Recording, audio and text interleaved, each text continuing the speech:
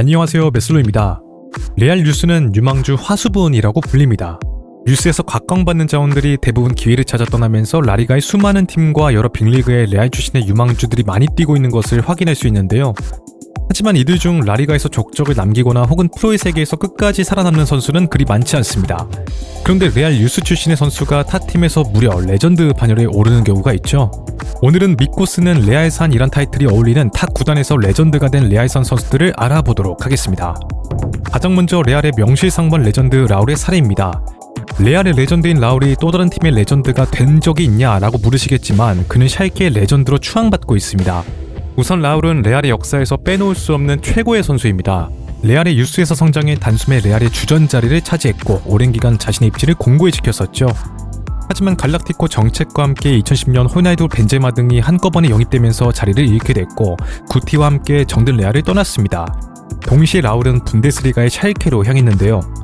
샬케가 챔피언스리그에 나선다는 점과 마가트 감독의 무한한 신뢰가 이적의 주된 이유로 꼽혔습니다. 이처럼 라울은 샬케에서 황혼기를 보내기 위해 온 것이 아니었는데요. 라울은 눈부신 기량을 선보이며 두 시즌간 공식전 40골을 터뜨렸고 전성기와 다름없는 기량을 선보였습니다. 그의 활약에 힘입어 샬케는 포칼 우승, 슈퍼컵 우승, 무려 챔피언스리그 4강 진출을 이뤄냈죠. 특히 챔피언스리그에서는 챔피언스리그의 남자답게 샬케를 구해내는 결정적인 골들을 기록해내며 돌풍을 주도했습니다. 그는 존재만으로도 선수들에게 귀감이 되어 라쿠룸의 분위기에도 긍정적인 영향을 미쳤는데요. 따라서 샬케는 라울을 오랫동안 붙잡아두고 싶었지만 그는 새로운 도전을 위해 단 2시즌 만에 팀을 떠나는 선택을 내렸습니다. 샬케는 단기간 엄청난 영향력을 행사한 그를 예우하기 위해 등번호 7번을 무려 영구 결번으로 지정하게 되죠. 이렇듯 라울처럼 단기간에 타 구단의 레전드 반열에 오른 케이스가 또 있을까 싶습니다. 다음은 알레티의 리빙 레전드가 되어가고 있는 마르코스 요렌테입니다. 개인적으로 그가 레알에서 데뷔했던 순간을 저는 기억하고 있는데요. 레알에선 수미로 뛰며 한정된 기회를 받았던 것으로 기억합니다. 요렌테는 경험을 쌓기 위해 임대간 알라베스에서 리그 탑급 수미 스탯을 찍고 복귀했지만 지단이 외면하면서 레알에선 중용받지 못했습니다.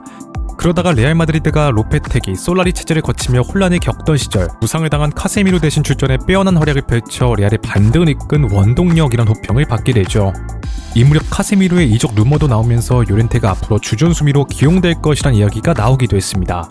그러나 지단이 다시 정식 감독으로 부임함에 따라 그는 자신에게 기회가 오지 않을 것이라고 판단한 것인지 2019년 여름 라이벌인 아틀레티코 마드리드로 이적했습니다. 요렌테는 맨시티 이적이 유력한 로드리의 대치자로 영입된 것이었지만 공격적인 재능을 본 시메오네 감독은 그를 3선이 아닌 앞선 라인에 기용하기 시작했습니다. 그리고 이러한 그의 안목은 딱 적중했죠. 주력이 빠르다 보니 전방에서 상대에게 부담을 줄 뿐만 아니라 수미답게 안정감 및 경기의 흐름을 파악하는 능력까지 탑재하고 있어 공격 라인에서 의외성을 가져다주며 수많은 기회를 창출했습니다. 20-21 시즌에는 무려 두 자릿수 득점과 도움을 기록하며 커리어 하이를 달성하기도 했는데요. 이외에도 경기장에서의 영향력이 상당히 높아 해당 시즌 수아레스와 리그 우승을 이끈 1등 공신이라고 불렸습니다.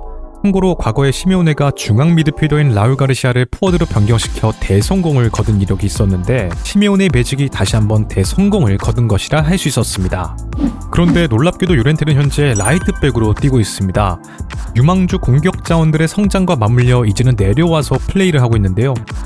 뛰어난 기동력을 바탕으로 공수에서 활발한 활약을 펼치고 있다고 합니다. 아직은 상징성이 부족해 레전드까진 아니란 평가가 있지만 개인적으로 레전드 문턱 앞까지는 와있지 않나 싶은데요. 만약 또 재계약을 체결해 팀에 오랜 기간 남는다면 진정한 레전드 반열에 오를 수 있지 않을까 싶습니다.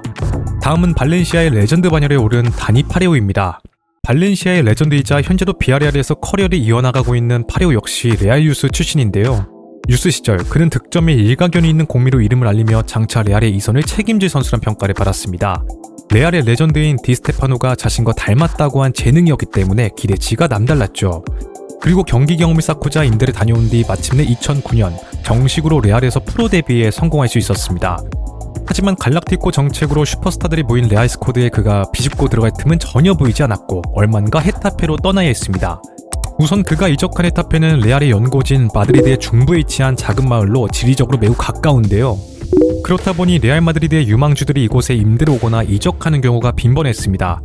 또한 헤타페 구단주인 앙헬 토레스가 레알 마드리드의 오랜 팬이면서 소시오이기 때문에 긴밀하게 커넥션이 연결되어 있었죠. 파리오를 비롯해 그라네로, 솔다도, 사라비아, 데라레드가 헤타페에서 뛰었습니다. 파리오는 헤타페에서 괄목할 만한 성장세를 보여주면서 곧바로 팀의 돌풍을 주도했습니다. 이후 리그의 탑클래스 미드필더 반열에 오른 그를 2011년 여름 발렌시아가 바이아웃을 주고 영입하게 되는데요. 당시 발렌시아는 다비드 비아와 실바, 호아킨 이스코, 마타 등 많은 주축 자원들을 근 2년간 다 내보내고 새 판을 짜던 상황이었습니다. 그런데 포지션이 겹치는 바네가가 있어 파리오는 이곳에서의 초반만 해도 여러 곳에서 땜빵처럼 뛰어야 했죠. 하지만 이러한 담금질은 그가 수비력을 깨우치는 계기가 됐고 2014년부터 본격적으로 발렌시아 중원의 핵심 사령관으로 활약하기 시작했습니다. 또한 주장으로 선임되는 영광까지 안았는데요. 이 무렵 구단주가 악명 높은 피터 림으로 바뀌면서 내빌 강점기를 겪는 등 팀은 물론 본인의 입지도 흔들리기도 했었지만 이후 마르셀리노 감독이 부임한 뒤 파트너로 콘도그비아가 붙으면서 굳은 일보단 볼 전개에 집중할 수 있게 되어 그의 신뢰 아래서 다시 최고의 활약을 펼칠 수 있었습니다. 여러 매체들이 선정한 라리가 베스트에 연속으로 선정되기도 했으며 특히 19-20 시즌에는 발렌시아의 코파델레이 우승과 리그 4위 챔피언스리그 진출을 이끌기도 했는데요. 하지만 마르셀리노 감독이 피터림 구단주와 유망주 기용 문제로 마찰을 빚으며 좋은 성과에도 경질되고 말았고 이 무렵 주장 파리오가 페란 토레스와 이강인의 왕따를 주도했다는 루머가 돌기도 했습니다. 사실 냉정하게 말하자면 이는 구단주가 100% 잘못한 것이고 언론들이 사실 확인이 되지 않은 이 루머의 사이즈를 키운 것뿐이지 파리오가 왕따를 주도했다고 단정 지을 수는 없는데요. 왜냐하면 당시 페란 토레스가 발렌시아와의 재계약 과정에서 주급으로 인해 마찰이 있었던 점, 이에 대해 파리오가 주장으로서 일침을 했던 부분, 여러가지 서운할 수 있는 상황도 있었기 때문에 한 선수의 이야기만 듣고 판단할 수 없는 단지 추측에 불과하다는 것입니다. 그리고 이 사건이 터진 뒤 파리오는 발렌시아의 재정 위기, 이러한 상황을 타개하기 위한 명분으로 10년간 헌신한 발렌시아에서 사실상 내쳐지게 되죠. 발렌시아 리빙 레전드의 씁쓸한 퇴장이었습니다. 사실 코로나로 인해 재정 악화가 굉장히 심해진 상황이라 당시 파리오뿐만 아니라 많은 주축 자원들이 발렌시아를 함께 떠났었는데요. 일부에선 파리오가 팀 내에서 가장 고연봉을 받고 있었기 때문에 어쩔 수 없는 판단이었다는 의견을 내놓기도 했습니다. 이후 비아리알로 적을 옮긴 파리오는 현재까지 이곳에서 커리어를 이어나가고 있습니다. 30대 중반의 베테랑이지만 주축으로 활약하며 유로파리그 우승 및 팀의 약진에 기여하고 있는데요. 이러다가 비아리알의 레전드로도 불리는 게 아닐까 싶습니다. 자, 다음은 알레띠의 레전드라고 부를 수 있는 후안프란입니다.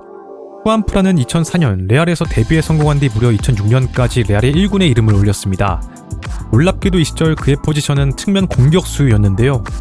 희구의 움직임이 연상된다는 평가를 받을 정도로 잠재성이 높았으며 2005 세계 청소년 선수권 대회에서는 상대 측면을 파괴하는 맹활약을 펼쳐 곧 레알 내에서 자리를 잡을 것이란 호평을 받기도 했습니다.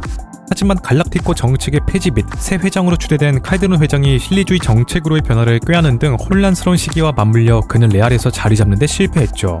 그렇게 에스파뇰 임대로 기회를 찾아 나선 뒤 잠재력을 인정받아 2006년 여름 오사수나로 이적하면서 레알과 인연을 정리했습니다. 이곳에서 그는 레알 시절 함께한 솔다도, 이후엔 아스필리쿠에타, 나초 몰레알, 칼로스 벨라, 네쿠남 등과 한솥밥을 먹으며 오사수나의 꾸준한 잔류에 기여했는데요. 그러자 2011년 겨울 이적시장 개장과 함께 베시탁스로 떠난 희망의 대치자를 구하던 아틀레티코 마드리드가 그에게 접근했습니다. 뿐만 해도 알레띠에서 사이드 미드필더로 기용되던 그는 2011년 12월 시메오네가 부임한 뒤부터 본격적으로 라이트백으로 포지션을 변경했습니다. 당시 알레띠 수비에는 문제가 많았는데요. 부상과 몇몇 선수의 슬럼프로 안정감을 잊어버린 지는 오래였으며 라이트백 자리에는 북박이로 뛸 만한 자원도 없는 상황이었습니다. 따라서 후안프란이 어쩔 수 없이 기용될 수밖에 없었던 것이었는데 이것이 잭팟을 터뜨린 것이었죠. 결정력이나 크랙의 역할로는 뚜렷한 한계를 가지고 있던 반면 그의 장점인 견실한 플레이, 공수양면의 밸런스, 정교한 크로스 능력이 라이트백 자리와 딱 맞아떨어진 것입니다. 그리고 시메온의 지도 아래 포텐이 제대로 터지면서 스페인 대표팀에도 본격적으로 차출되기 시작했는데요. 훗날 대표팀에서 동포지션의 경쟁자가 오사수나 시절 자신의 뒤를 지켜준 아스필리쿠에타였다는 점은 재미있는 사실입니다. 이 무렵 후안프란은 펠리페 루이스, 미란다, 고딘과 철레포백을 구성해 짠물 수비를 보여주며 알레띠의 전성기를 이끌기도 했습니다. 이 수비 라인은 13-14 시즌 챔피언스리그 결승전에서 라모스에게 극장골을 허용하지 않았다면 유럽 정상에 올라서며 역사에 남을 만한 수비진이었는데요. 하지만 2015년 여름 미란다가 인테르로 떠난 것을 시작으로 수비진의 세대 교체가 자연스럽게 진행됐고 후안프란 역시 이후에 재계약을 거절하며 새로운 도전에 나섰습니다. 그렇게 2019년에 트리피어와 바통 터치를 한 그는 자신에게 줄곧 적극적인 관심을 보이던 브라질의 상파울루로 이적해 이곳에서 말년을 보내게 되죠. 레알에서 윙어 유망주로 주목받던 후안프란의 결말이 라이벌인 알레띠의 레전드 라이트백이라는 게 참 흥미로운 것 같습니다. 다음은 레알 출신으로 발렌시아의 레전드가 된 카니자레스입니다. 카니자레스가 레알 출신이었는지 모르는 분들도 많으실 것 같은데요. 레알의 카스티아를 통해 2부 리그에서 프로 데뷔에 성공한 그는 기회를 찾아 임대를 다녔습니다. 그러다가 1992년 셀타비고에 완전히 정착하게 되고 이곳에서 눈부신 활약에 힘입어 무려 사모라상을 수상하기까지 했는데요. 그렇게 리그 정상급 골키퍼 반열에 오르면서 자연스럽게 스페인 대표팀의 부름을 받을 수 있었고 백업 골키퍼로서 94 미국 월드컵에선 우리나라와의 경기에 선발 출전하기도 했습니다. 이 무렵 친정팀인 레알의 재부름을 받아 장밋빛 미래를 꿈꾸게 되지만 당시 레알의 넘버원 수문장 자리는 독일을 대표하는 일그너가 입지를 공고히 지키고 있었습니다. 이에 벤치에서 세월을 보내며 순탄치 않은 시간을 보내게 되죠. 어느덧 대표팀에서도 3인자로 밀려나 버리면서 그는 반등할 수 있는 기회를 찾아야 했습니다. 이때 그가 이적을 선택한 곳이 바로 발렌시아였습니다. 당시 발렌시아는 스페인 대표팀의 간판 수문장이었던 수비사레타가 은퇴하며 그의 대체자를 찾고 있었는데요. 카니사레스를 대체자로 낙점한 것이었습니다. 그리고 이곳에서 그의 커리어 전성기가 시작됐죠. 20대 후반이란 늦은 나이였지만 발렌시아의 리그 최소 실점을 이끌기도 했고 황금기를 주도하며 챔피언스리그 준우승을 경험하기도 했습니다. 미넨과의 결승전에서 올리버 칸과 서로 치열한 선방을 보여주었으나 승부차기에서 아쉽게 패배한 뒤 칸에게 위로받는 모습은 너무나 유명한 장면인데요. 비록 결과는 아쉬웠지만 이 무렵 스페인 골키퍼 중에서 최상의 컨디션, 최고점을 보여주고 있는 골키퍼는 단연 카니사레스였고 마침내 2002 한일 월드컵에서 주전으로 당당히 경기에 나설 수 있을 것으로 기대되었습니다. 그러나 월드컵 직전 향수병을 떨어뜨려 발부상을 당해 참가하지 못하게 되는 불운을 겪게 되죠.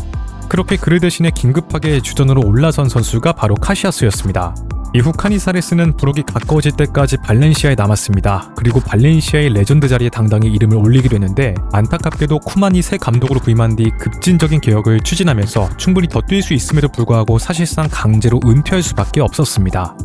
카니사레스는 레알이나 대표팀에서의 커리어 때문에 2인자로 불리는 경우가 많습니다. 하지만 발렌시아에서는 역대 최고의 골키퍼에 선정되기도 한 등 확실한 레전드로서 인정받고 있죠. 믿고 쓰는 레알산의 원조격이 아닐까 싶습니다. 마지막은 에스파뇰의 레전드에 올라선 루이스 가르시아입니다. 리버풀의 루간지 루이스 가르시아와 동명이인으로 그에게 가려져 큰 주목을 받지 못했지만 준척급의 자원이었다고 할 수 있는데요. 하무도와 오랜 기간 에스파뇰의 공격을 책임진 레전드입니다. 그는 레알 마드리드 카스티아 시절 솔다도와 함께 팀의 득점을 책임지며 각광받았습니다. 하지만 프로 데뷔를 원했던 그는 빠르게 레알을 떠나는 선택을 내리게 되고 라리가의 하위권 팀에서 자신의 가치를 증명해 나갔습니다. 특히 2004년 여름 에투가 떠나면서 공격진의 파괴력을 잃은 마요르카가 공격력 보강을 위해 그를 영입했는데 이곳에서 두 자릿수 득점을 또 성공시키면서 많은 주목을 받게 되죠. 그렇게 루이스 가르시아는 시즌이 끝난 뒤 에스파뇰로 향했습니다. 그리고 여기서 타무도를 만나게 됐는데요. 타무도는 에스파뇰에서 성장한 팀의 상징이자 프랜차이즈 스타로 북박이 주전 스트라이커였습니다. 루이스 가르시아는 뒤에서 그를 서포트하는 역할을 맡게 되죠. 이들은 환상적인 호흡을 보여주며 에스파뇰의 코파델레이 우승, 유로파리그 준우승과 같은 약진을 이끌었습니다. 타무도가 팀을 떠난 뒤에는 루이스 가르시아가 그의 뒤를 이어 공격진의 리더가 되었는데요. 그러나 당시 에스파뇰은 타무도의 이탈과 동시에 계속해서 공격진을 재편하려는 흐름을 보이고 있었고 결국 그 역시 타무도가 떠난 1년 뒤인 2011년 이선 자원을 구하던 사라고사로 이적했습니다. 그는 명실상부한 레전드인 타무도에게 가려져 큰 주목을 받진 못했지만 에스파뇰 역사상 최다 득점 2위, 출장 5위 기록을 가지고 있는데요. 훗날 에스파뇰의 감독으로도 부임하면서 얼굴을 다시 비추기도 했습니다. 자, 이외에도 아스날의 레전드가 될 것으로 보이는 웨데고르, 라이벌 바르셀로나의 레전드가 된 에투, 인텔의 레전드가 된 캄비아소, 나폴리의 레전드가 된 카이온의 사례가 있습니다. 혹시 굳이 유수 출신이 아니더라도 여러분들이 생각하시는 타팀 레전드가 된 레알 출신의 선수들이 있다면 댓글로 마음껏 공유해주시면 감사드리겠습니다.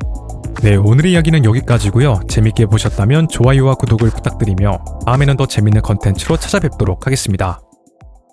감사합니다.